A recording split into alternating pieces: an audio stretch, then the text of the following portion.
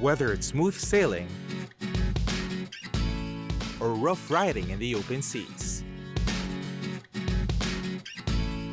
a gentle breeze, or the mighty rumbling of thunder, constant rain showers, or the scorching heat of the desert. There's no escaping nature. Let's explore and learn about nature's awe-inspiring feats. Marvel at the amazing sights and sounds.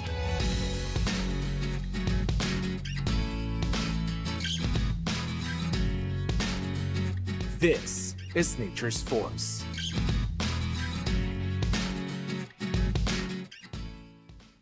Snow. It's cold, it's white, and it's wintry. So get your shovels ready, because it's about to get frosty. Now, let's talk about snow. We learned about precipitation and the water cycle in previous episodes, where we talked about its different forms like rain, sleet, and hail. Well, snow is no different. It is also a form of precipitation, but in a different state of matter. You see, snow is made up of tiny individual ice crystals that are floating in the clouds of the atmosphere. When conditions are right, the ice crystals increase in size and eventually fall down to the ground, where they accumulate, creating the appearance of heaping white, powdery ice. Now, let's take a closer look at these ice crystals. Snowflakes have a hexagonal or six-sided pattern, often forming intricate formations. Their size and shape usually depend on the temperature and the amount of water vapor present during their formation. Ice crystals form at temperatures of -40 degrees Celsius. The crystals form around minute particles in the air like dust, but at lower temperatures. They are formed from frozen water vapor in the atmosphere. Snow only happens in regions of the Earth where these temperatures are possible. That is approximately latitude 35 degrees north and 35 degrees south. In areas near the equator, snow only falls in mountainous regions with elevations of about 4,000 meters or higher. Snow's texture varies and constantly undergoes change. Snow that accumulates on the ground is often dense.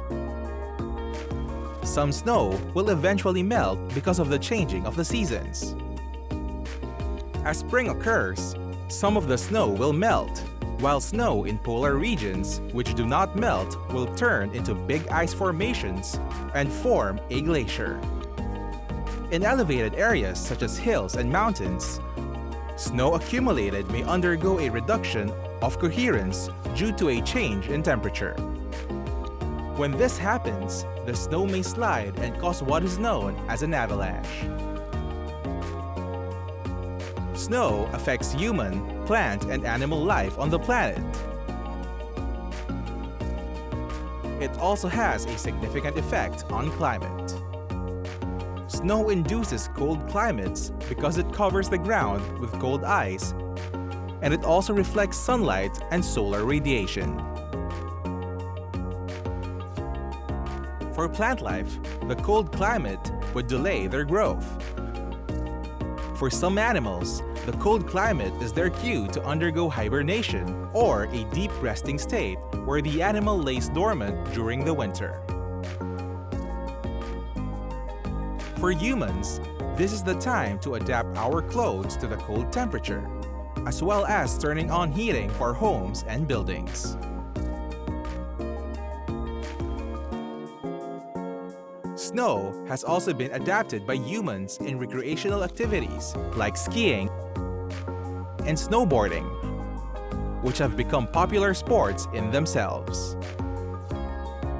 The runoff water from melted snow replenishes fresh water in rivers and lakes, which in turn provide water supply and irrigation for humans. In extreme cases, heavy snow can block roads, railways, and even airports, making transportation difficult. While in mountainous snow regions like the Arctic and Antarctic, modes of transportation have been adapted to the snowy climate. Dog sleds, snowshoes, and snowmobiles are some examples of these. Tornado. Hold on to your shoes and hats, 'cause when this hits, you probably won't be in Kansas anymore.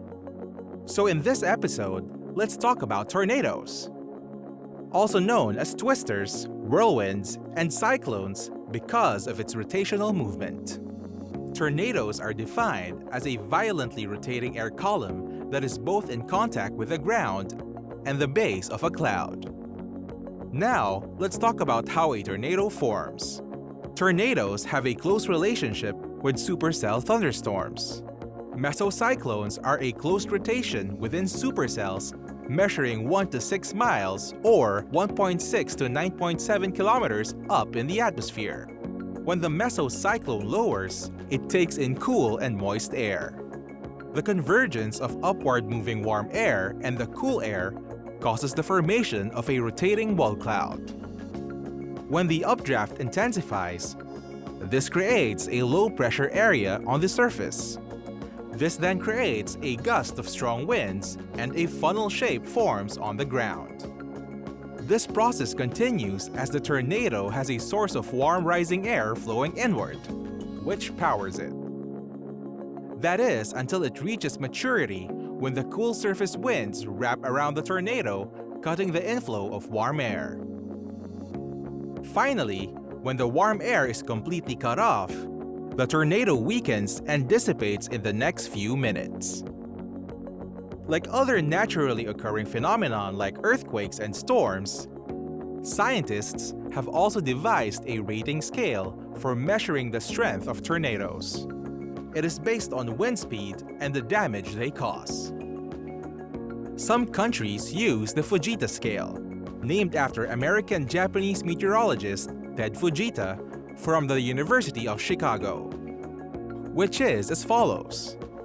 F0, less than 73 miles per hour, light damage. F1, 73 to 112 miles per hour, moderate damage.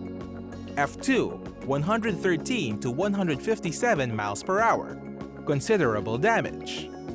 F3, 158 to 206 miles per hour, severe damage. F4, 207 to 260 miles per hour, devastating damage. F5, 261 to 318 miles per hour, incredible damage. While in 2007 and 2013 respectively, other countries like the US and Canada have used an expanded scale known as the Enhanced Fujita Scale or EF scale, which is as follows. EFU, unknown, no surveyable damage. EF0, 65 to 85 miles per hour, light damage.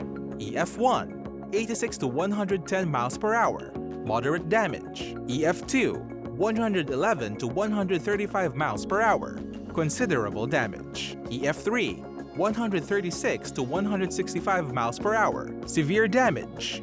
EF4, 166 to 200 miles per hour, devastating damage. EF5, greater than 200 miles per hour, incredible damage. While tornado strength varies, it is still no joke.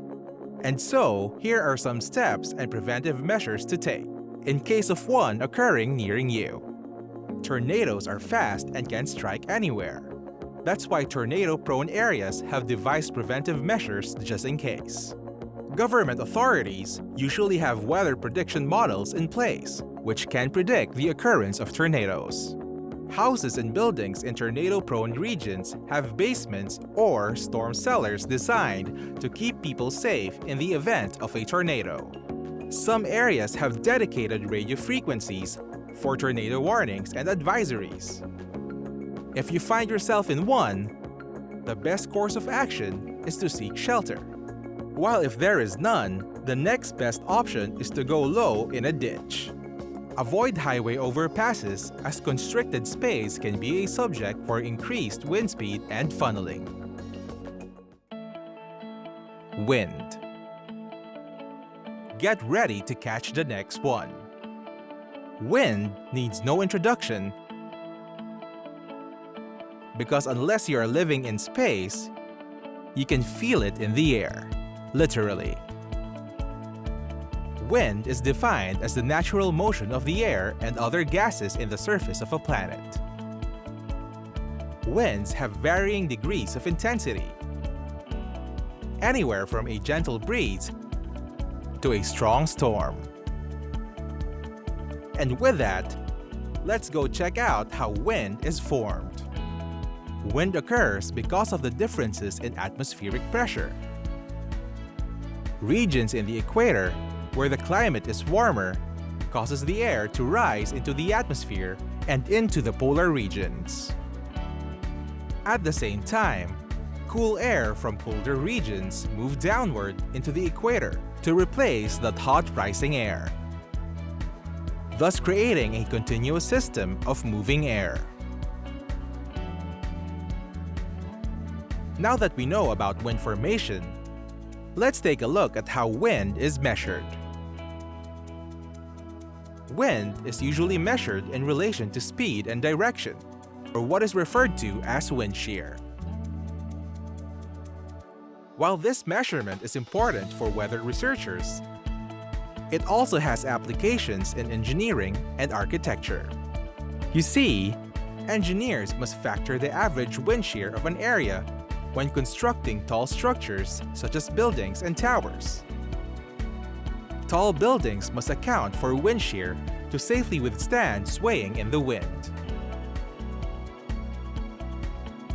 The force that wind generates is measured according to the Beaufort scale, which is named after British scientist Sir Francis Beaufort.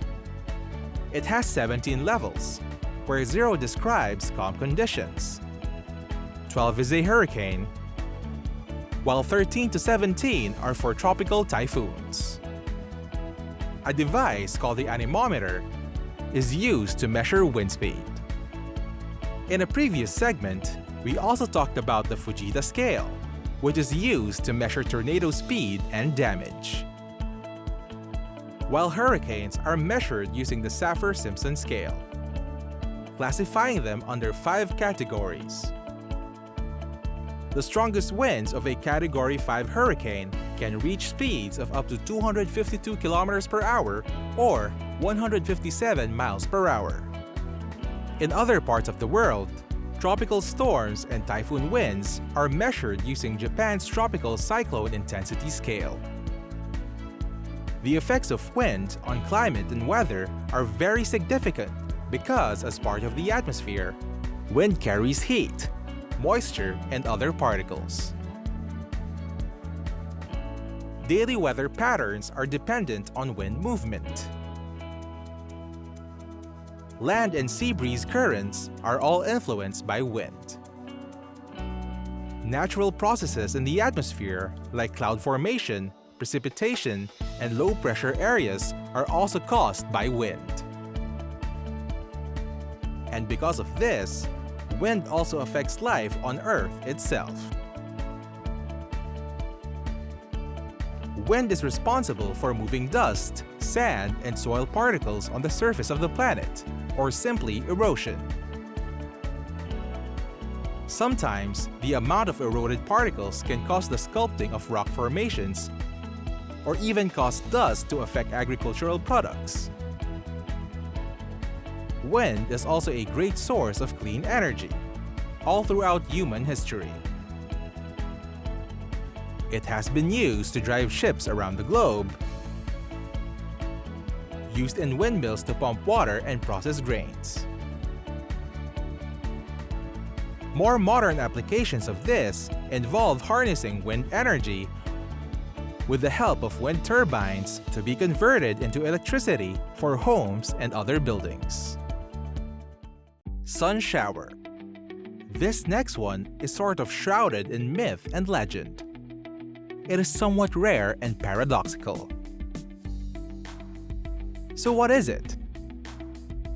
Today, let's talk about the phenomenon called the sun shower. The sun shower is the weather phenomenon where there is rain while it is sunny outside. Quite puzzling, is it? Did you know that the term sun showers are not even found in the dictionaries of different languages? While most meteorological authorities do not have official definitions for it. So before we take a look at the science, let's explore some of the myths from around the world. Throughout many centuries, various cultures of the world have tried to come up with explanations for the phenomenon, earning the sun shower its mythical reputation. Oftentimes, people attribute it to deities or supernatural beings getting married and other interesting stories. And so, let's take a look at some myths surrounding the sun shower. In Argentina, the phenomenon happens when an old woman is getting married. In Nigeria, they say that sun showers happen when a lion is giving birth. In Bangladesh and India, sun showers are known as the jackal's wedding. In the Philippines, Capres, mythical tree-living giants, are getting married. In Bulgaria, it's bears who are getting married. In Malta, it's called Twi'led Tort, or a Turkish baby is being born. In European countries like France and Germany, the devil is getting married. In Japan, it's called Baiketsune no Yomeiri, or foxes getting married. In Sudan, it's monkeys who are getting married. And finally, in Hawaii, they call sun showers pukalani, which refers to pineapple juice, and is also the name of a rainy town. The term also means hole in the sky, and you'll see why in this next bit. And so, with all these far-fetched myths surrounding the phenomenon, now let's take a look at the science behind it. Sun showers happen when specific conditions in the atmosphere occur. In the spring or summer seasons, the varying temperatures cause columns of air to move upward, rising rapidly while displacing cool air downward. As the rising air cools, they condense and form into clouds, which, when saturated enough, release water in the form of rain.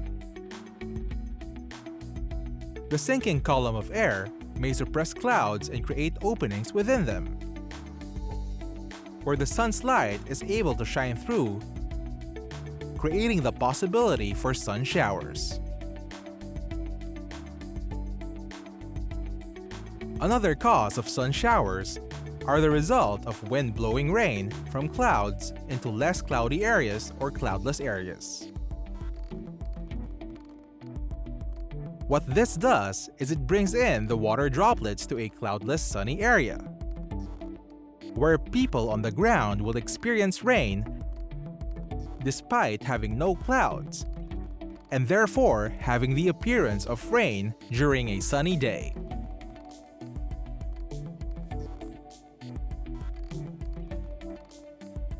And finally, sun showers can be observed when a single rain cloud passes over a region while the sun's light is not completely obstructed from view. This will then appear to people on the ground as rain during a sunny day.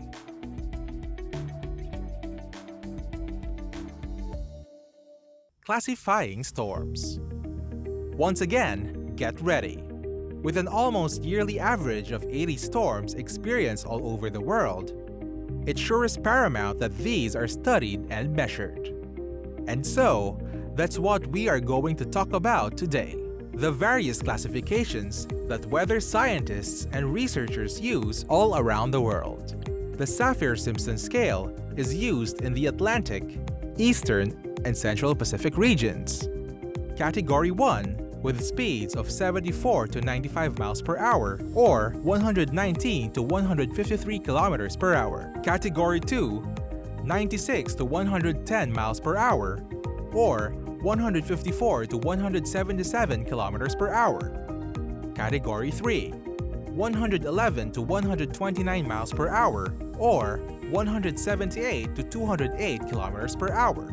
Category 4, 130 to 156 miles per hour or 209 to 251 kilometers per hour. And Category 5 with wind speeds exceeding 157 miles per hour or 252 kilometers per hour. The Western Pacific region, on the other hand, uses the World Meteorological Organization Typhoon Committee Tropical Cyclone Intensity Scale. Typhoon, more than 118 kilometers per hour. Severe tropical storm, 89 to 117 kilometers per hour.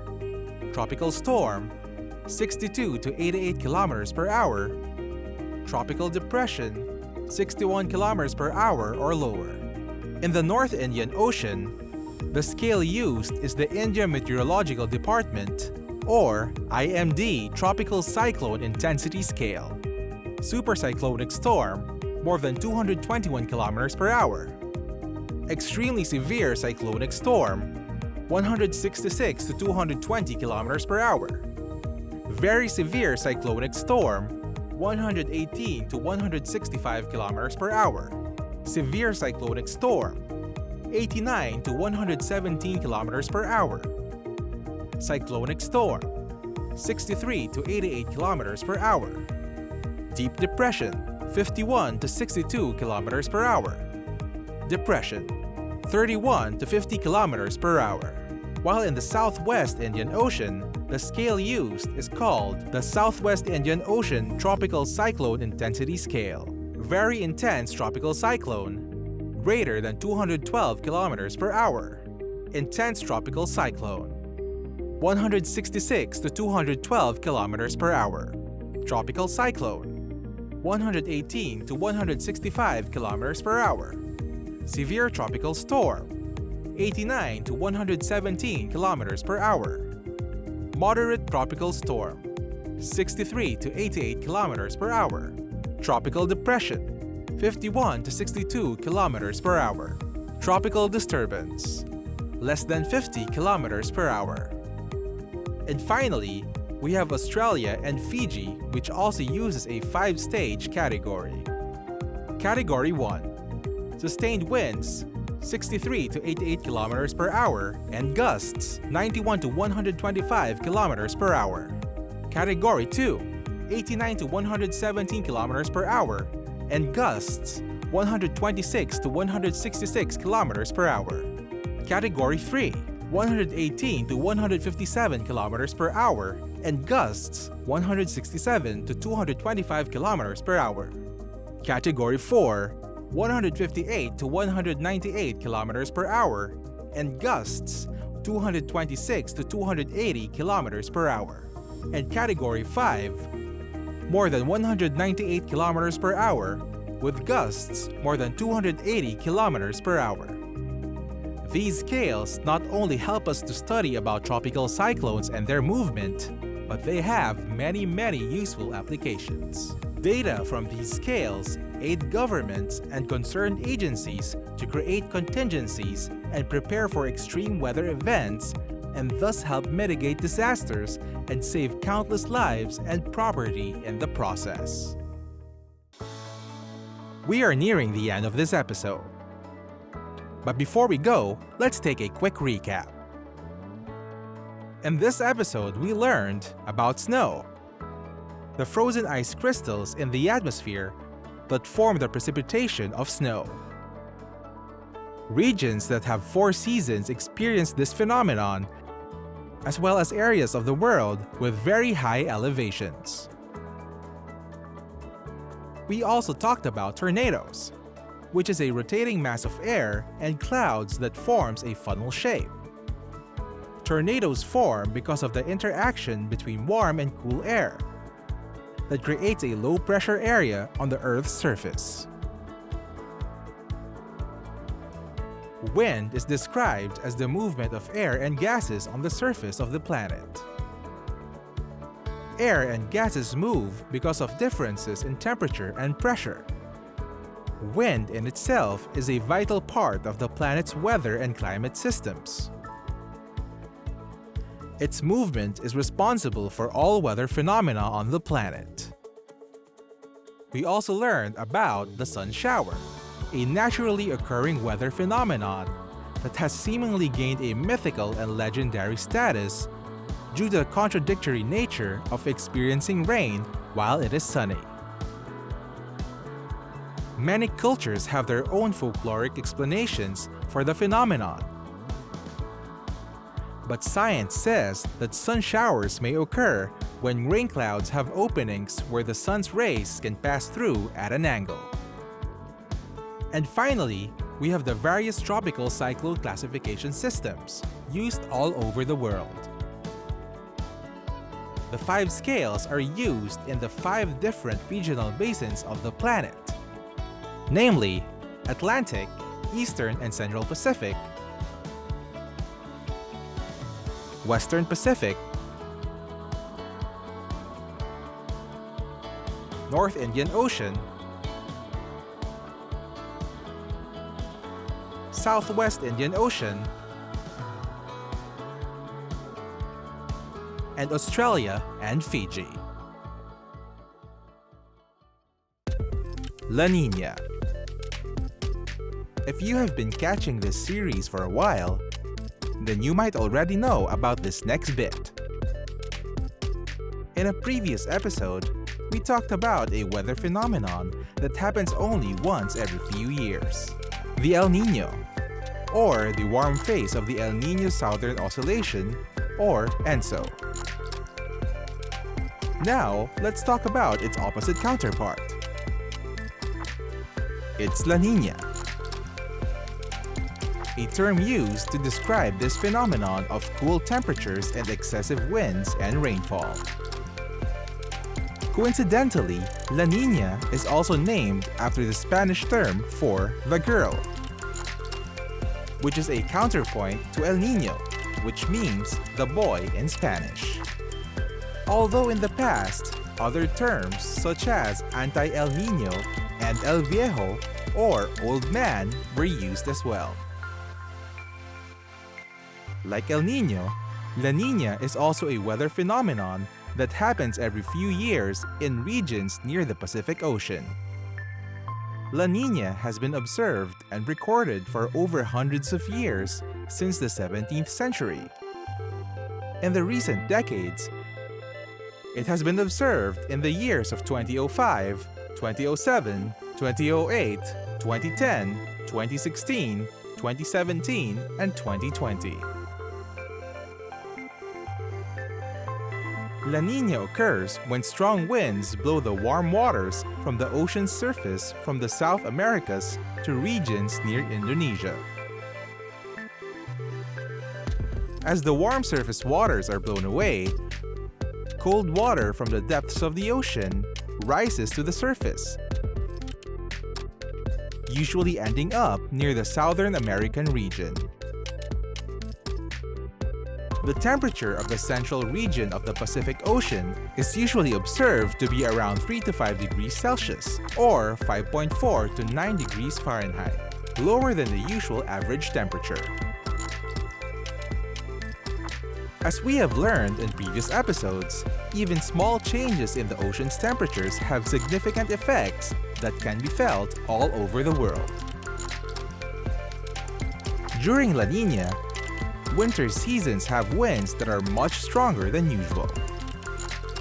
For regions near the equator, this means that they will experience temperatures that are a few degrees lower or colder when compared to normal readings. Countries like Malaysia, Philippines, and Indonesia experience heavy rainfall during La Niña. Typically, rain clouds form over the warm ocean waters. But because La Nina causes the wind to blow these clouds away towards the western Pacific region, countries like Indonesia and Australia experience more rain than usual. While the cold ocean waters in the eastern Pacific means that less rain clouds form in places like the United States, making them experience drier than usual weather.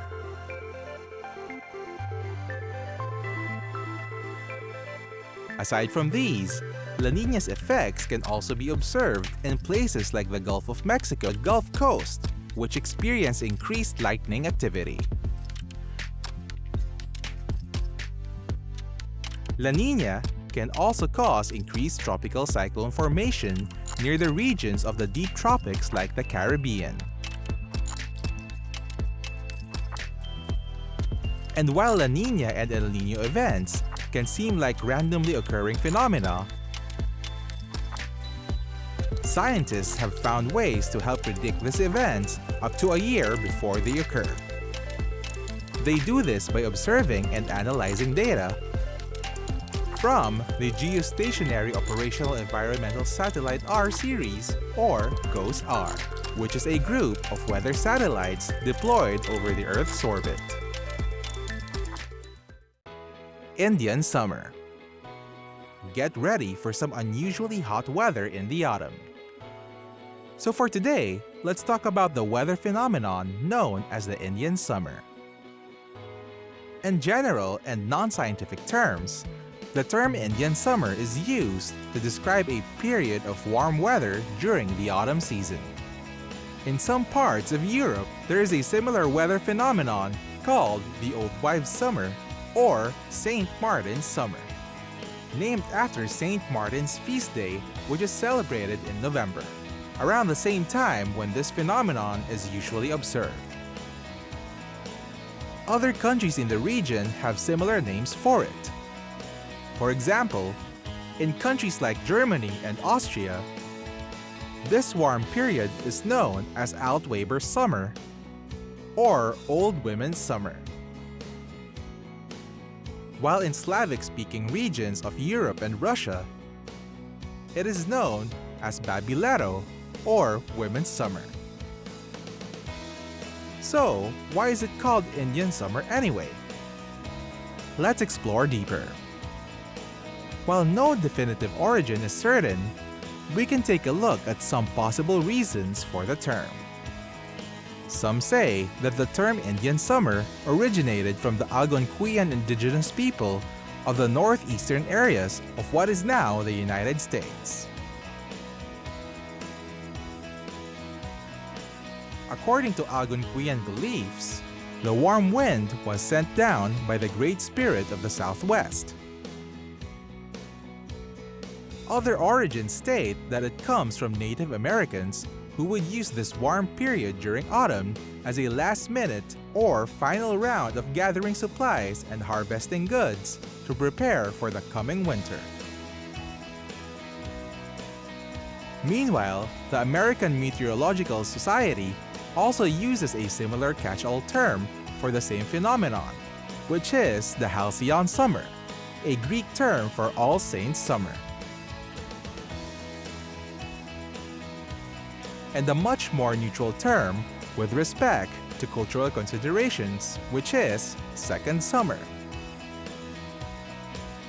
And now, let's take a closer look this time at the science behind the phenomenon. Indian or second summers can only occur in regions of the world that experience 4 seasons. So the term and the phenomenon might not be as familiar for people living in countries near the equator.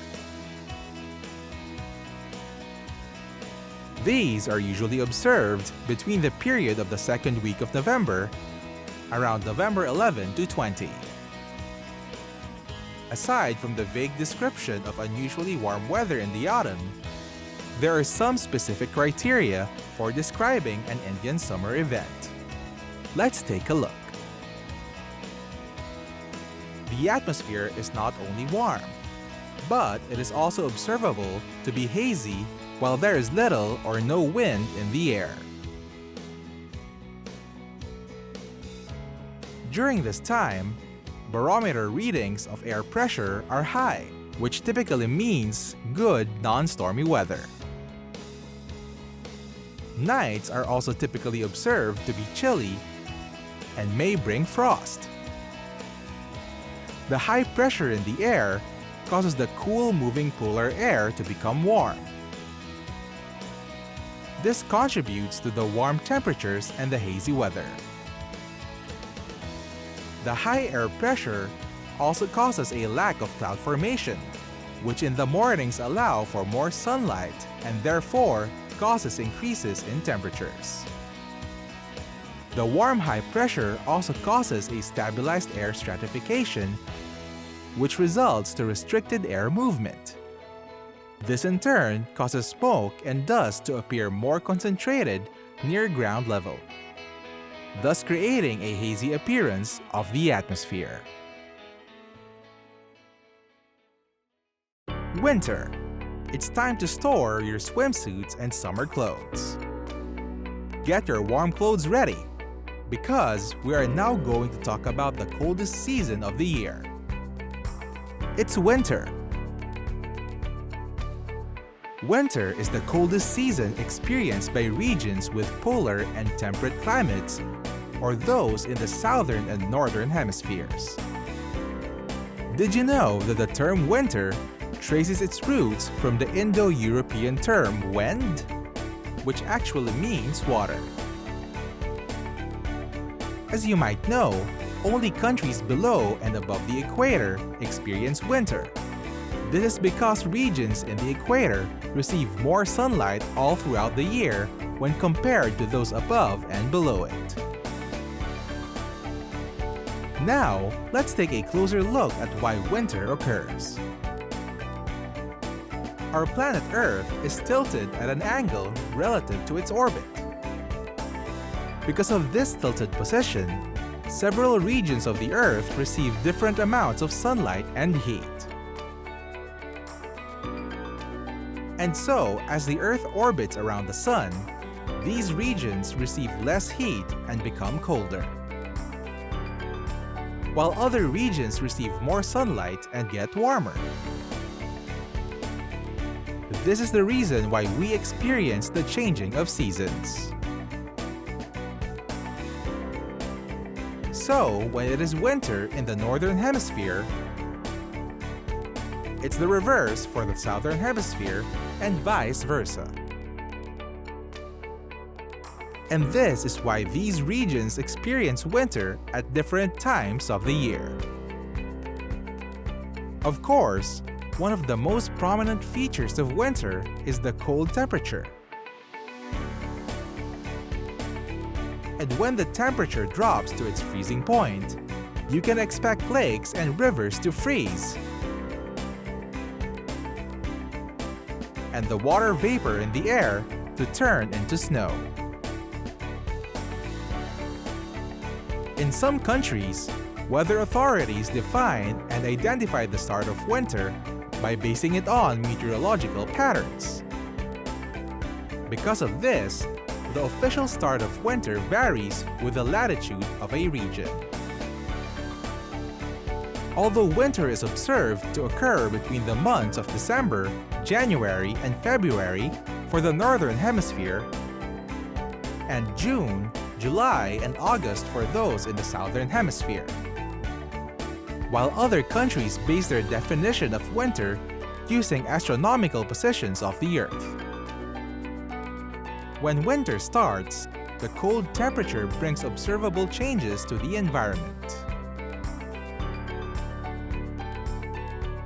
Migratory animals such as birds use this as their cue to migrate to warmer regions,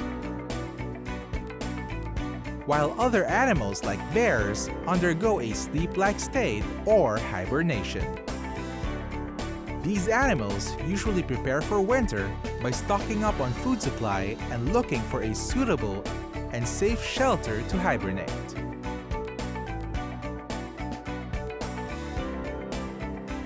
Winter also affects plant life. because the cold inhibits the growth of plants. Some plants and vegetation even die during this period. And of course, for us humans, our bodies are not equipped to handle the extreme temperatures during winter.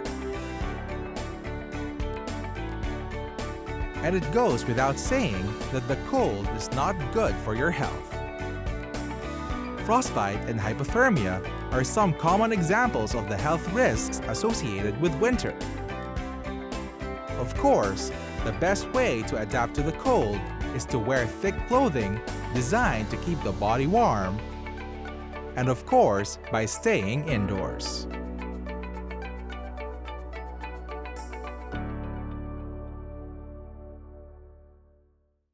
Halo. Hold on to your hats and get your eyewear ready. This time, we are taking a look at an optical phenomenon in the sky. So strap in and take a seat. Today, let's take a look at halos. Halos are an optical phenomenon in the sky, which looks like a circular band of light around the sun and sometimes even the moon. These are produced by the interaction of sunlight with the ice crystals that are suspended over the atmosphere of the Earth. The ice crystals that cause the halo effect are usually found suspended in certain types of clouds called cirrus and cirrostratus. These are the light feathery-looking clouds which can be found in the upper parts of the troposphere and altitudes of about 5 to 10 kilometers or 3.1 to 6.2 miles. Going back to basic science lessons in school, we know that light can be reflected and refracted when they pass through a prism. A good example of this phenomenon in nature is the appearance of rainbows, which are products of the sunlight that is refracted by water droplets in the air. The same scientific concepts also apply to the appearance of halos in the sky. You see, the specific shape and orientation of ice crystals in the atmosphere affects the refraction of light. In older times, halos were observed as indicators of rainfall for the next 24 hours. Halos have been observed and documented as far back as 322 BC during the time of Aristotle. However, it was in the 1600s when European scientists first made detailed observations. Meanwhile, it is said that observers from China, dating back to the Qin dynasty, have been recording the phenomenon for centuries.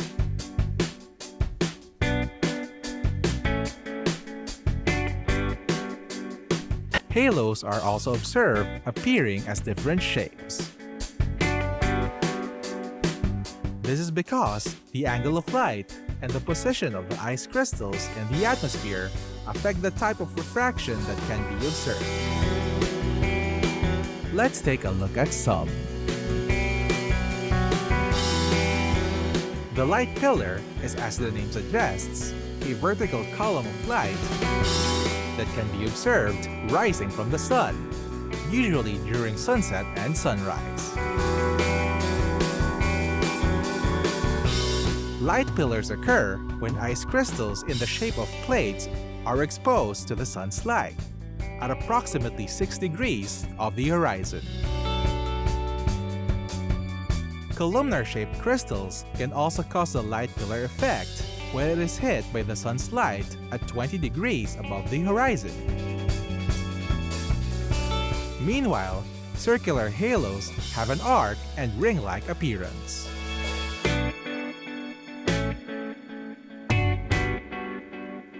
The most common is the 22-degree halo.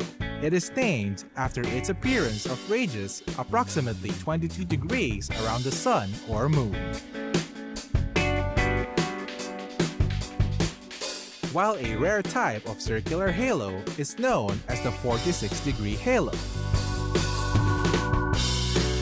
It is formed by sunlight that hits a randomly oriented hexagonal ice crystal. And finally, we have the Bottlinger's ring, which is another rare type of halo that has an elliptical shape. These are usually observed from mountaintops or from airplanes and are caused by flat pyramidal-shaped ice crystals.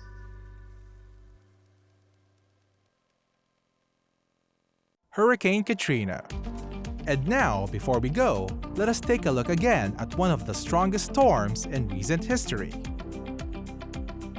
Hurricane Katrina.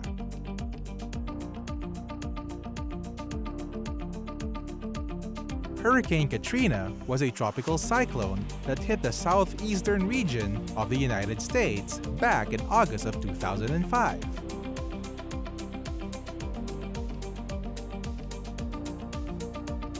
Hurricane Katrina originated as a tropical depression in the Bahamas during August 23 of 2005.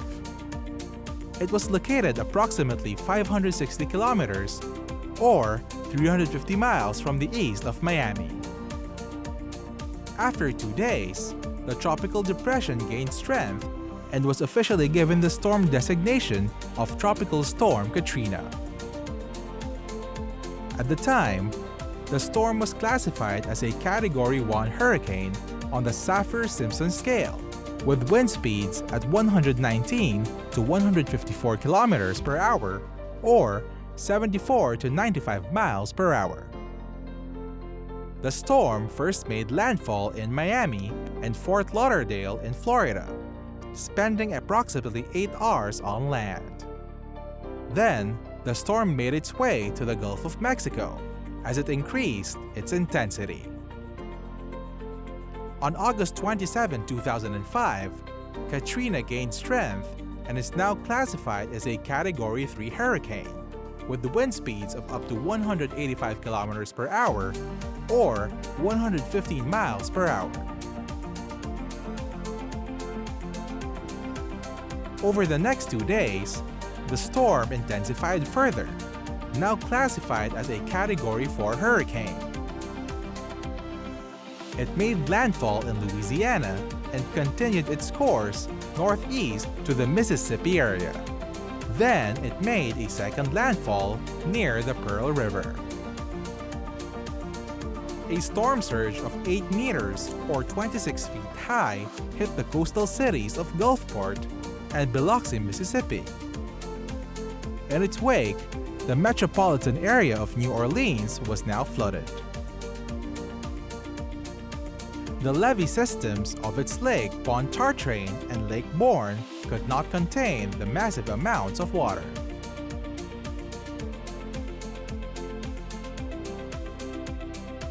New Orleans local government have mandated evacuation of the city, but many residents still chose to stay. By August 30, 80% of the city was still flooded. Some residents chose to stay, but the lack of food and water supplies prompted some to resort to looting. Food shortages became more and more apparent, while the lack of sanitation facilities caused a citywide health emergency. The United States National Guard was called in to establish peace and order, as well as distribute food and water supplies. With the help of the U.S. Army Corps of Engineers, the last flood waters from the city were finally pumped out on October 11, 2005, 43 days after the storm first hit. The international community and other non-governmental organizations helped to provide aid with cash and other donations. It was estimated that the damages from Hurricane Katrina amounted to $169 billion, while there are approximately 1,800 fatalities. After the events of Hurricane Katrina, the U.S. federal government boosted funding for New Orleans flood protection system amounting to $15 billion. Because of the large death toll and destruction, the name Katrina has been officially retired by the World Meteorological Organization on April 6, 2006. We are nearing the end of this episode, but before we go, let's take a quick recap. In this episode, we learned La Niña is a weather phenomenon that happens only every few years. During this time, winter seasons will have stronger winds. Regions in the equator will also experience significantly cooler temperatures and more rainfall than average. We also learned about the Indian summer, which is characterized as a period of hot weather during the autumn season.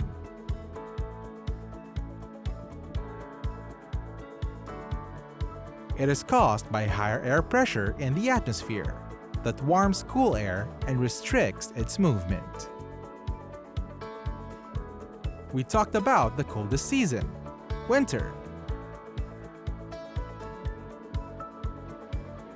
Winter is caused by the tilt in the Earth's axis, which allows for regions in the northern and southern hemisphere to receive less light and warmth from the sun.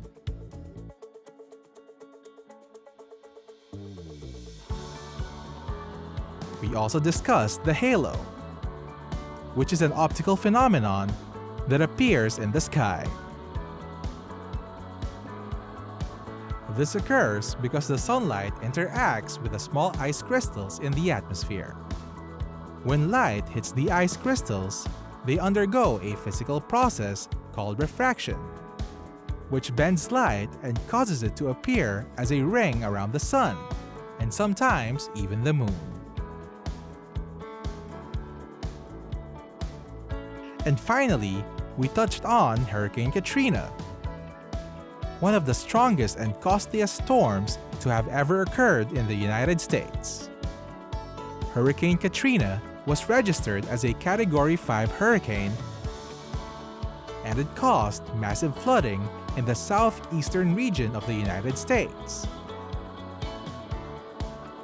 In its wake, Katrina left damages amounting to $169 billion and caused an estimated 1,800 fatalities. Extraterrestrial weather. Get your space suits ready, because we are taking a trip to outer space. In past episodes, we talked about the weather on Earth and how changes in the atmosphere influence the type of weather that we experience on the planet. But now, let's take it a step further. Let's talk about weather in space. Specifically, let's talk about the Sun. The Sun is the star that is at the center of the solar system. It has a distance of about 93 million miles or 150 kilometers from the Earth. Activity on the Sun's surface releases large amounts of energy, gas, and particles. These are what influence space weather. The particles released from the Sun contribute to what is called solar wind. These are made up of gas and particles originating from the Sun's outer layer, called the corona. Particles in solar wind are negatively charged, which means they have electricity. These charged particles are able to reach the Earth at speeds of up to 1,000,000 miles per hour. But fortunately for us, the Earth has natural shields in place to help minimize the effects of space weather. We actually have two. The first is the Earth's magnetic field, and the second is, of course, the layer of gases that make up the Earth's atmosphere. Both of these act as protective barriers, which deflects most of the particles from solar winds. However, not all particles are shielded. And when some make it past the Earth's atmosphere, we get to observe some interesting phenomenon. When charged particles hit the atmosphere, it can be observed as glowing bands of light, known as auroras, which are also known as the northern lights. This phenomenon can only be observed in specific regions on the Earth, specifically in high-latitude regions of the Arctic and Antarctic. Sometimes, intense solar storms form on the surface of the Sun. This causes stronger solar winds, which of course carry more charged particles. During these solar storms, a solar flare may break out, which can send tons of energy throughout space at the speed of light. This is what is called a coronal mass ejection, or CME.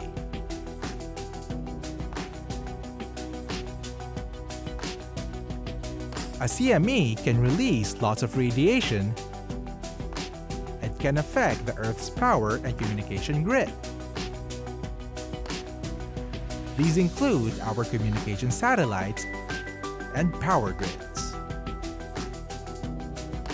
Imagine having a blackout with no internet, cellular, and telephone communications. Wouldn't that be hard for any country?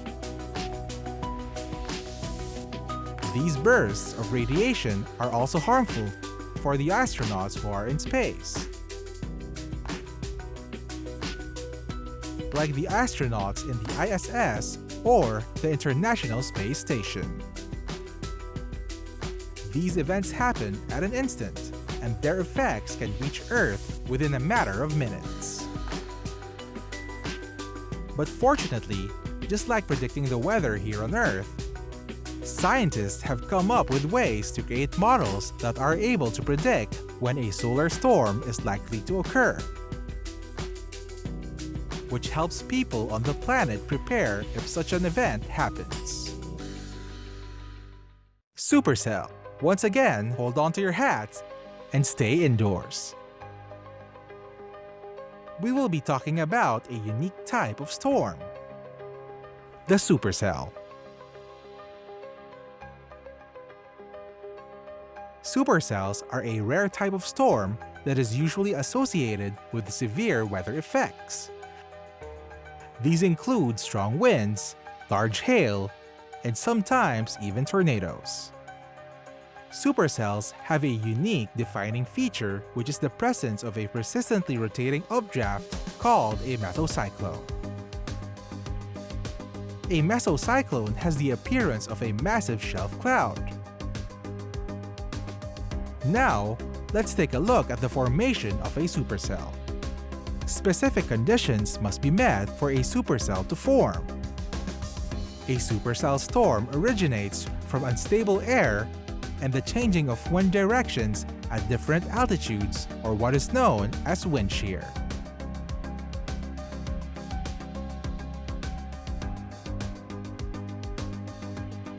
This combination of factors produces a horizontal moving motion in the lower atmosphere. When the horizontal moving air meet with upward rising air, the result is a vertical rotating column of air and clouds. Supercells can be classified into three types. The first is the low precipitation supercell, or LP. This type of supercell usually occurs in dry regions where there is just enough moisture for the formation of a storm, but not enough moisture to be able to produce rain. Although LPs may not seem strong, this type of supercell often produces tornadoes and large hail. The next type of supercell is called the classic supercell.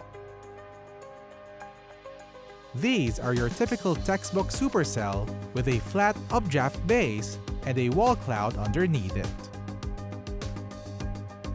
This storm causes rain and hail, and if conditions are right, may also produce tornadoes at the bottom of the wall cloud. And finally, we have the high precipitation supercell, or HP. HPs are characterized by having an updraft and forward flank movement. Its wall cloud will be wrapped in rain, or what is also known as a bear cage. Because of this, HPs are difficult to observe. This type of supercell may cause extreme rain, hailstorms, and tornadoes. HPs also produce flash floods because of the high rate of precipitation that comes with it. HPs might be the strongest and most dangerous type of supercell, because aside from the extreme weather, tornado formation in an HP is difficult to observe and predict.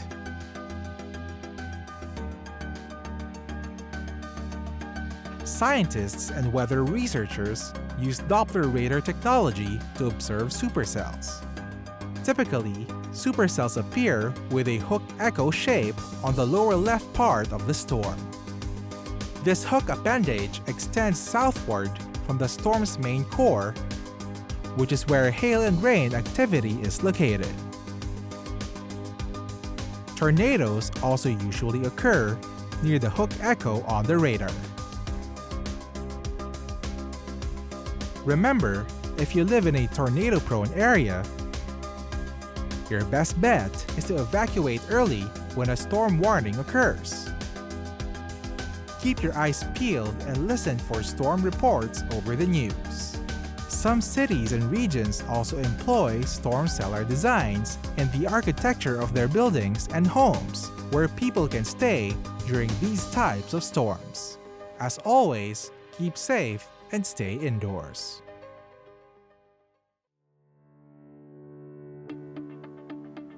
Volcano.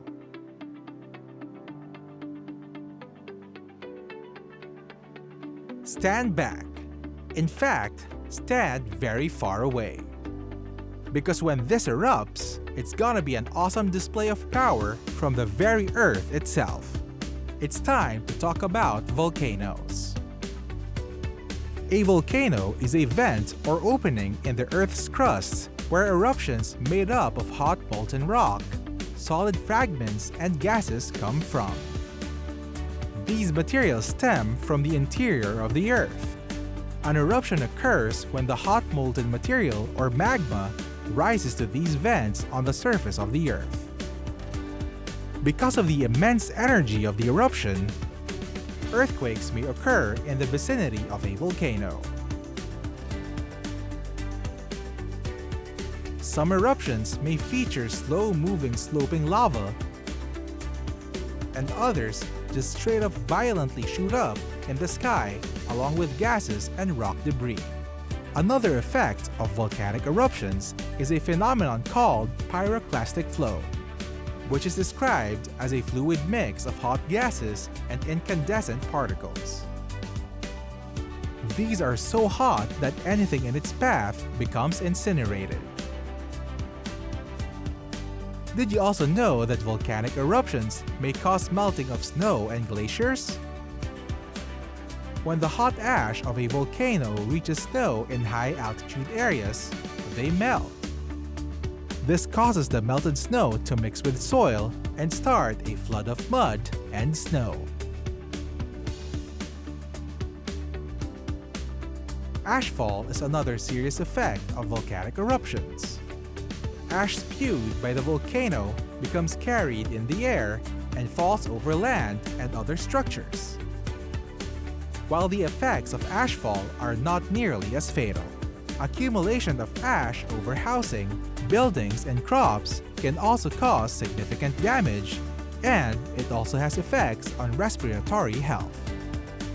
While the term volcano means vent, it has also come to mean the landform created by the accumulated lava expelled from this opening.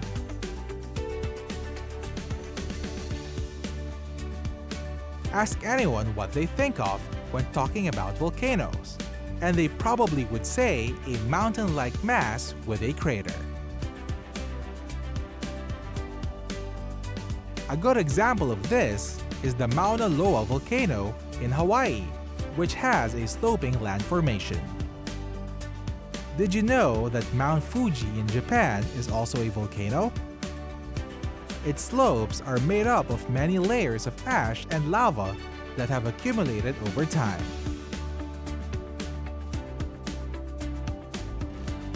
Volcanoes can also occur underwater, where vents or cracks in the seafloor lead to a path for the release of lava. Many of these underwater volcanoes can be observed in Iceland. And because volcanoes give off immense energy, eruptions near coastal areas may trigger tsunamis or seismic-induced waves. These are powerful enough to cause damage to areas near the coastline. And so, how can we be safe from volcanic activity?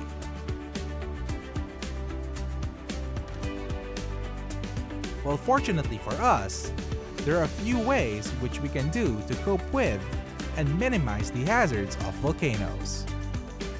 These include the constant monitoring of active volcanoes, studying and recording past volcanic events, and monitoring local earthquake activity. Governments all over the world have established warnings and evacuation protocols in place for regions with high volcanic activity.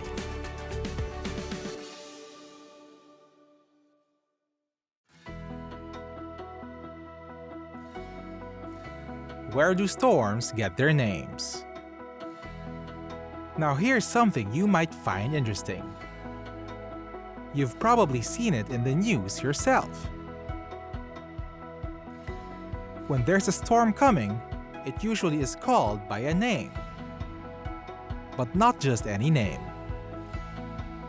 Because believe it or not, there is actually a system in place for giving storms their names. But first, let's take a quick look at the history of naming storms. In the past, there were no standard practices when it came to naming storms. Usually, people would just name storms after the places where it occurred, or the holidays or feasts when it occurred. Sometimes storms were even named after objects. It wasn't until the late 1800s to the early 1900s when a meteorologist named Clement Raggi, who was working for the Queensland Government of Australia, started using first names of people to name storms. After his retirement, the practice fell out of favor. That is until its revival during the World War II era of the 1940s. So why is it important to have a naming system for storms? Well, the system aims to reduce confusion when multiple storms occur in the same region or basin. It also gives scientists, forecasters, and news outlets a simpler way of identifying and reporting storms. At present, there are 11 warning centers all over the world that officially give names to storms. They are of course assigned their own respective regions to monitor. We have in the Northern Hemisphere, North Atlantic and Eastern Pacific, Central Pacific, Western Pacific, Northern Indian Ocean. And in the Southern Hemisphere, we have the Southwest Indian Ocean, Australian region, Southern Pacific, and South Atlantic. There are also some countries which have their own specific naming conventions like the Philippines, Indonesia, and Papua New Guinea. These nations are storm-prone countries. If you look at the names from the different lists, you might notice that they are usually related in terms of local regional culture with their respective basins. For example, names used in the Northern Hemisphere include Anna, Bill, and Danny, while names used in the Northern Indian Ocean are Tej, Murasu, and Ag, just to name a few. And to add to that, regions in the Western Pacific also use international names, which are assigned by the Japan Meteorological Agency. All names are chosen from a predetermined list. Did you know? Some storm names can be retired at the request of any member of the World Meteorological Organization. This is usually done when a storm has caused major damage and fatalities. An example of a retired name is Katrina, whose namesake, Hurricane Katrina, became known as one of the deadliest and costliest storms to have ever hit the United States in 2005. Hurricane Katrina caused around 1,800 fatalities and damages costing about $125 billion. The name was officially retired in April of 2006 at the request of the US government. St. Elmo's Fire. Now, it's about to get mythical again. So get ready to set sail as we shed some light on this magical phenomenon called St. Elmo's Fire. But first, let's take a look at the effect in action. This phenomenon can usually be observed in the mast of ship sails and the tips of an airplane's wings. A bright, bluish, purplish glow, sometimes accompanied by a buzzing sound. Now, let's take a look at the origins of the name. The effect is named after Saint Erasmus of Formia, or Saint Elmo, who was a Christian saint who lived in the 3rd century. It was said that Saint Elmo was brave and would continuously pray despite the threat of lightning during sailing. His actions inspired sailors to be brave and calm during a storm. After his death, he became attributed as the patron saint of sailors. In older times, sailors observing the phenomenon during sailing would attribute it to Saint Elmo as a good omen for sailing, and thus the name stuck. And now that we know the origins of the name, it's time to take a look at the science behind the phenomenon. The phenomenon has more to do with electric charges and weather than fire, as its name would suggest.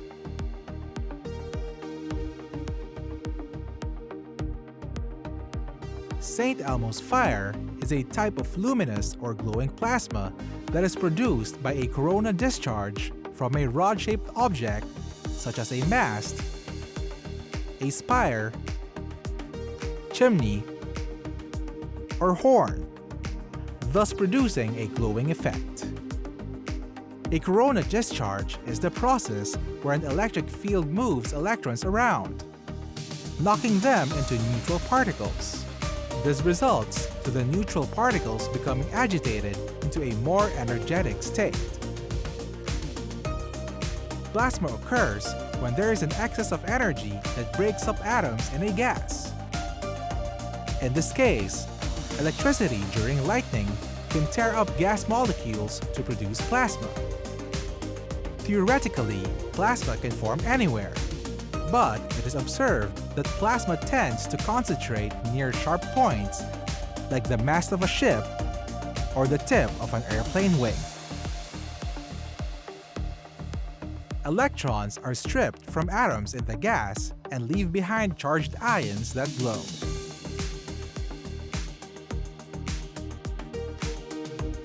And so, is St. Elmo's fire dangerous? Well, as luck would have it, no. It does not present any immediate danger, outside of the same risks and hazards of stormy weather.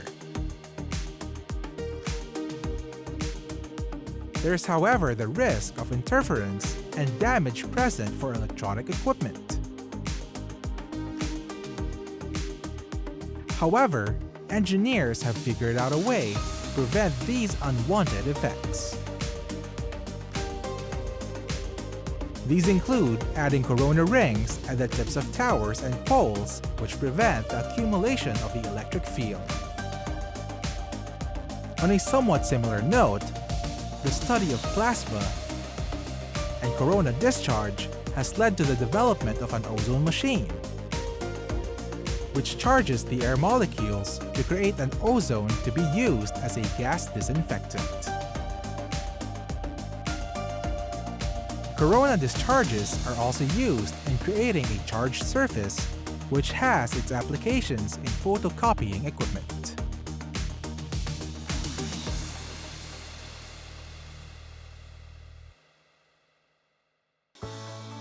We are nearing the end of this episode, but before we go, let's take a quick recap. In this episode, we learned about extraterrestrial or space weather. The term is used to describe the movement of solar wind, which is composed of emissions and particles from the sun. Solar wind has a negative charge and is able to reach and affect the Earth in many ways. These effects include the northern lights and coronal mass ejection, or CME. We also talked about supercell storms, a rare but powerful type of storm, which is characterized as a storm with a powerful rotating updraft of wind and clouds, or a mesocyclone. Supercells can cause very extreme weather effects such as hail, strong winds, rain, and even tornadoes. We also looked at volcanoes, vents or openings in the Earth's crust that are pathways for the emission of the hot molten rock and gases from underneath the Earth. Volcanoes are very powerful and cause immense damage to anything in the Earth's surface, including land formations, crops, buildings, and infrastructure, and even plant, animal, and human life. We also looked at some international and local naming practices used in identifying and naming storms. Storm names are usually selected from a predetermined list, which is based on local regional names. And finally, we talked about St. Elmo's fire, a weather phenomenon caused by lightning which creates plasma that gives off a glowing effect. It is usually observed near pointy objects on ships and planes. Aurora. Pack your bags and get ready, because we are going on a trip for sightseeing. And not just any sight, because today, we will be looking at a light display in the sky. An aurora is the naturally occurring phenomenon where swirling lights appear over the sky. These usually appear as long colorful bands of light with a bright greenish hue.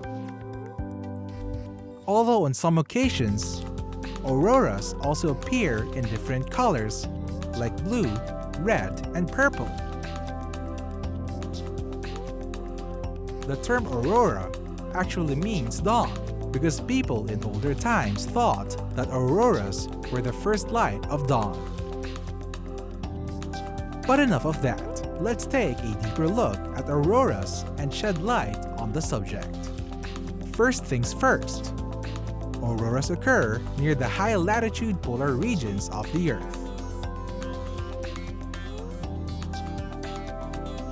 Auroras in the north are called aurora borealis, while those in the south are called aurora australis.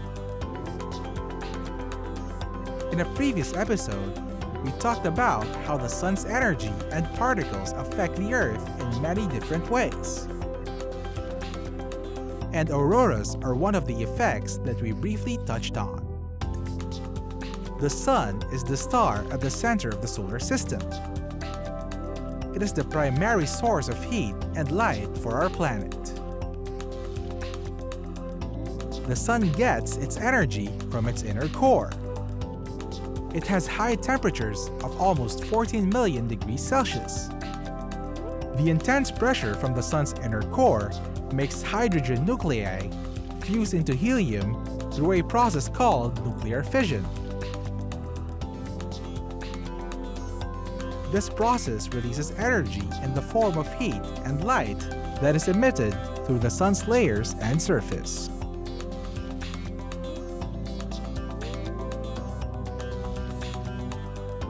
The heat energy then moves through the sun's surface through convection cells.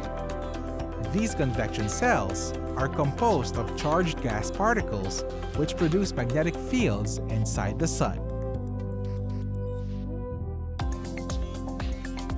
The magnetic fields push the charged gas particles that become plasma. Eventually, these will break off the sun's surface and become released as charged particles of the solar wind that reaches the Earth. When the solar wind from the sun interacts with the Earth's magnetosphere, the Earth's magnetic fields get distorted and the collision causes a daytime aurora.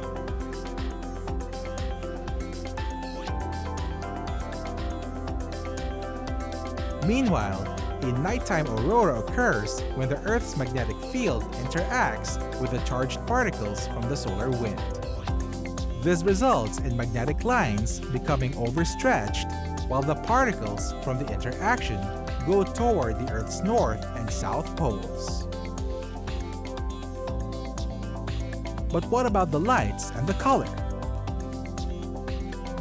Well, the lights get their color from the charged particles interacting with the gases in the Earth's atmosphere, such as neutral oxygen and nitrogen. Charged oxygen atoms produce red and green colors, while charged nitrogen is responsible for blue and purple. When these gases become charged, they produce photons or light particles, which are responsible for the light display that we observe on Earth.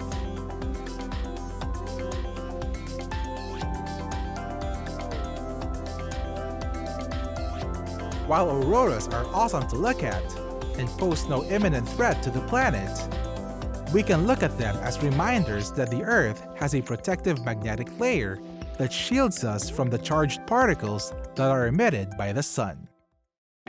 Measuring wind speed. Get ready to dust off your windbreakers, because now we'll take a look at something that you might find interesting. We've been talking about weather, gases, and all the natural phenomenon that comes with it, all season long. And we've often talked about the force of wind and how it is measured using speed. And so, how do we measure the speed of the wind? Well, let's find out. Wind speed, like the speed of any other objects, is measured using the SI unit of meters per second. It is the unit used by the World Meteorological Organization. Although in older times, other units for speed, based on imperial units, such as miles per hour, feet per second, or knots were used. And some of these are still used today, depending on the country or region. Wind speed is typically measured using a device called an anemometer. It is basically a vertical pillar with 3 or 4 concave cups. The wind pushes into the cups and causes the pillar to rotate. By observing and calculating the rotation of the pillar and the distance displaced through the cups, we are able to compute the wind speed. A more modern way of measuring wind speed involves using an ultrasonic anemometer. The device measures the time it takes for the sound of the wind to reach the transmitter and receiver. So why is it important to measure wind speed? Well, wind and air are fundamental parts of the Earth's weather system. Wind speed affects a lot of things, including weather, air and sea transportation, industrial projects, and even the growth and metabolism of many plant species.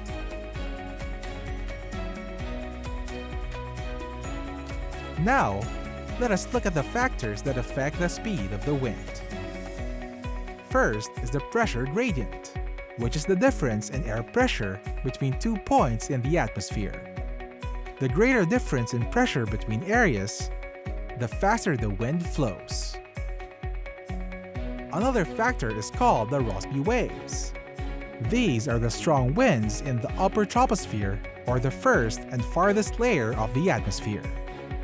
Wind in the upper troposphere moves on a global scale, from west to east. Local weather conditions also affect wind speed, as local weather events like storms and monsoons influence local air movement.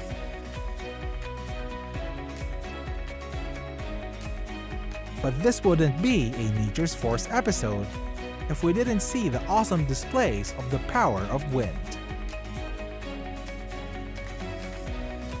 Did you know that the fastest wind speed not related to a tornado was recorded in April 10, 1996? It was due to the passage of Tropical Cyclone Olivia, which was recorded in Barrow Island, Australia. The wind reached a speed of up to 408 kilometers per hour, or 253 miles per hour. That's almost as fast as the top supercars of the world. While we are at it, let's take a look at the fastest wind speed ever observed outside of the Earth. In 2015, scientists recorded a wind speed of 5,400 miles per hour, or 2,414 meters per second, almost 20 times greater than the fastest speeds ever recorded on Earth. It was observed on exoplanet HD 189733b, located 64.5 light-years away from our solar system.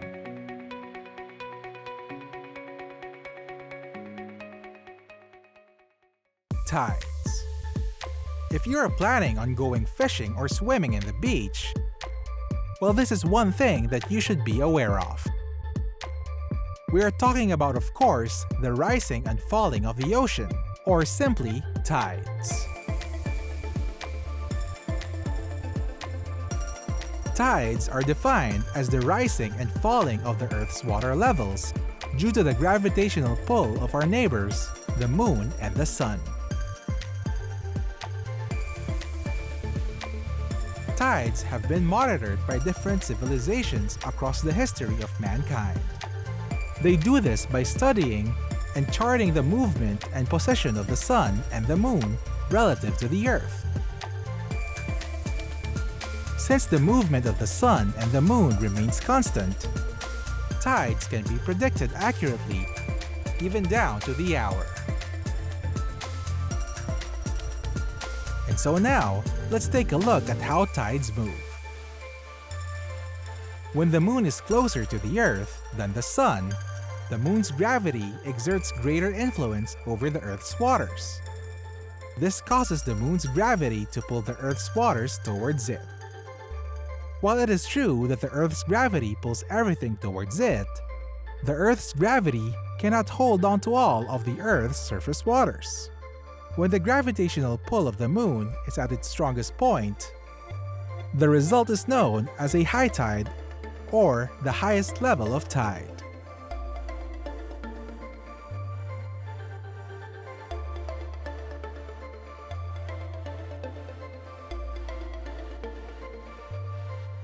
While on the other hand, when the gravitational pull is at its lowest, the result is what is called low tide, or the lowest level of tide.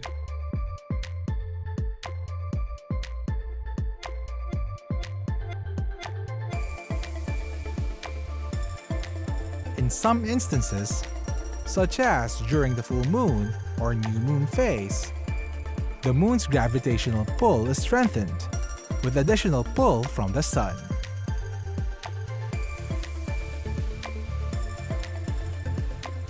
This results in an even stronger attraction of water, and thus higher tide levels at one part of the Earth, and the lower tide levels on the opposite side of it. These events are called spring tides. But just a quick note, these have nothing to do with the season spring. Spring tides are simply when the sun and the moon are in line with the Earth, which causes extremely high and extremely low tides. Meanwhile, there is also another type of tide that occurs when the moon is at its quarter phases. During this time, the sun and the moon are at right angles to the Earth. This causes their gravitational pull to cancel each other out, and results in very weak tides called neap tides. So why do we need to monitor tides?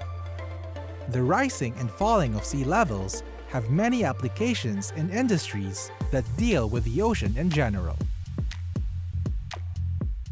This means sea shipping routes, industrial fishing, sea travel, and engineering, to say the least.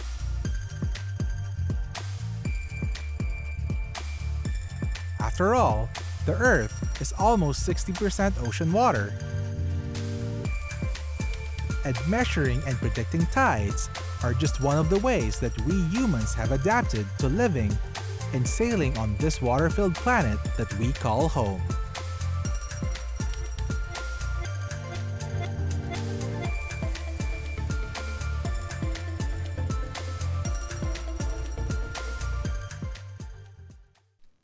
Earthquake. You better seek cover or evacuate when the ground shakes. Let's talk about the natural phenomenon of earthquakes. Earthquakes are defined as the sudden movement and shaking of the ground. This is caused by seismic waves, the waves of energy released when large plates in the Earth's crust move against each other. Let's take a look. The Earth's crust is in fact not one whole piece, but rather made up of smaller pieces called tectonic plates, which fit together like puzzle pieces over a molten mantle. The lines where the plates meet are known as faults. As the plates move, they hit and slide along the faults, and these movements are what causes earthquakes. This is the reason why areas near fault lines are identified to be most prone to earthquakes. An example of a fault is the San Andreas Fault, which can be found in California, USA. Earthquakes are classified according to the types of faults that cause it. A convergent fault is caused by two plates moving towards each other, where one fault overlaps on top of the other. This type of fault is also responsible for the formation of hills and mountains. A divergent fault is caused by plates drifting apart from each other. This type of fault, on the other hand, is responsible for the formation of seabeds. Then there is the strike-slip fault, which is caused by two plates moving in lateral or side-to-side movement. An earthquake's magnitude is measured using the Richter scale. It was developed by Charles Richter in the 1930s. The scale starts at 1 and goes on to 9 or greater, depending on the magnitude of the earthquake. earthquakes are a regular occurrence. There are around 500,000 earthquakes yearly, and around 100,000 of these can be felt.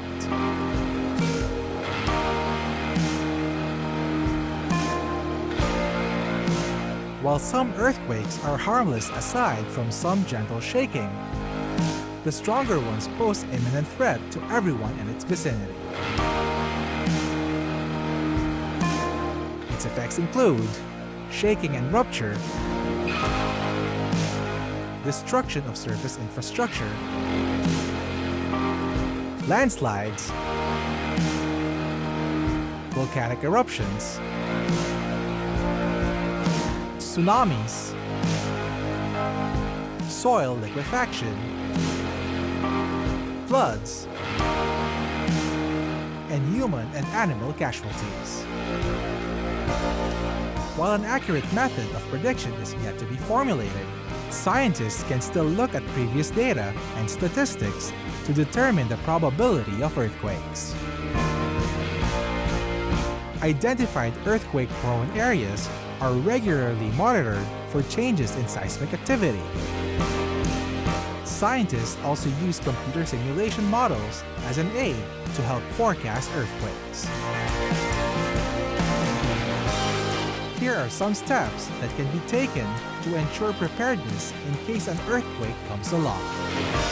These include securing loose objects and appliances in homes near earthquake-prone areas, engineering earthquake safety features in the design and structure of buildings and houses, stocking up with food and supplies in preparation for an earthquake, identifying safe zones and possible evacuation sites, and being trained for earthquake first response and safety drills.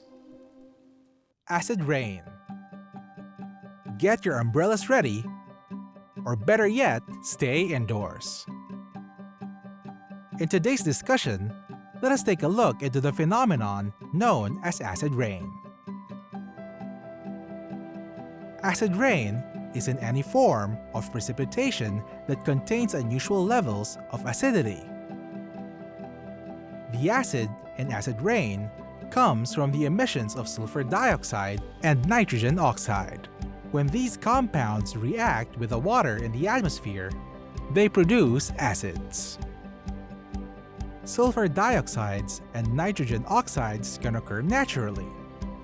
Sulfur dioxides are naturally produced by volcanoes, and nitrogen oxides are produced by lightning strikes. But for the most part, most of these compounds are produced at an accelerated rate due to human activities. The usual culprits are fossil fuels, vehicle emissions, and other industrial emissions. The wind carries these compounds into the atmosphere where they combine with water vapor. There are two types of acid deposition. The first type is called wet deposition. This happens when the sulfuric and nitric acids are formed in the atmosphere and fall to the ground in the form of precipitation. This includes rain, snow, fog, hail, and others. As the precipitates fall, the acid mixes with the ground and the soil that they come in contact with. The other type is called dry deposition. This happens when there is an absence of moisture in the atmosphere. Acidic particles and gases deposit on different surfaces, such as soil, water, plants, and even buildings. When rain comes, the acids are washed off and flow through the ground. Because of its acidic nature, acid rain has a host of adverse effects. Acid deposition in the soils can kill off microbes and strip off nutrients such as magnesium from the soil. This in turn can affect the growth of certain plant species. A disruption in the food chain may trigger lasting effects in the ocean's ecosystem.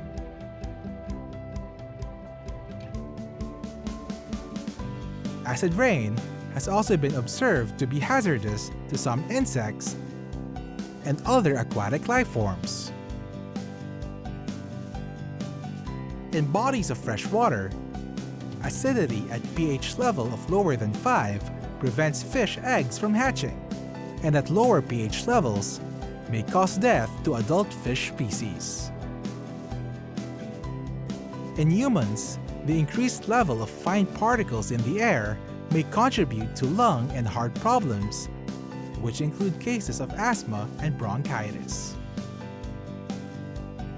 Acid rain also contributes to acidic wear and tear damage on buildings, monuments, and statues, especially those that are made with limestone and marble. Exposure to acid rain also increases the rate of corrosion in some metals like iron, steel, copper, and bronze. Certain solutions have been put in place to prevent and mitigate acid rain formation. Coal power stations utilize what is known as flue gas desulfurization, or FGD.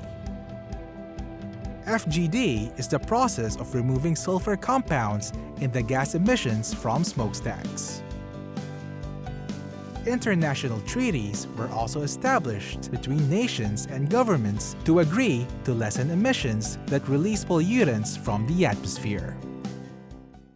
We are nearing the end of this episode, but before we go, let's take a quick recap.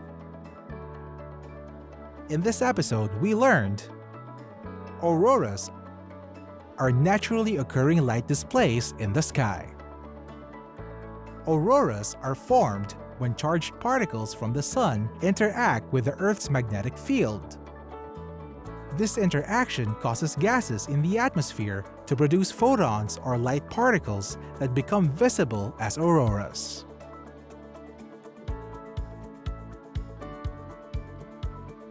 We also talked about how wind speed is measured. Scientists measure its speed using a device called an anemometer, a rotating pillar with 3 or 4 cups that rotate as the wind blows on it. A more modern method involves measuring the time it takes for the sound of wind to travel between a receiver and transmitter. We also talked about tides. Tides are simply the rising and falling of the Earth's waters due to the influence of gravity from the moon and the sun.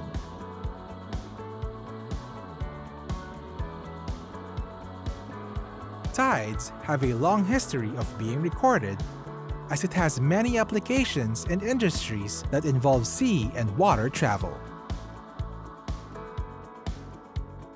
We also learned about earthquakes. Earthquakes are caused by the movement of large tectonic plates over the Earth's molten mantle.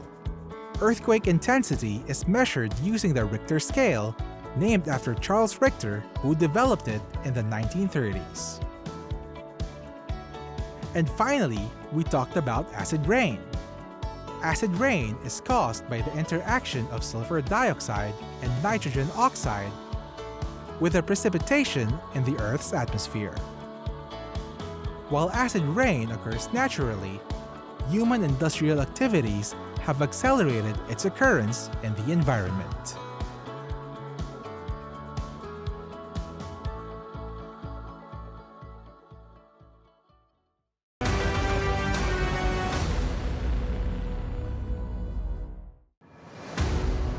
And with that, another episode comes to a close. We hope you had a fun and informative time watching. But until then, keep safe. Stay dry and warm when you can. And we'll catch you next time for another rain-inducing, storm-brewing episode of Nature's Force.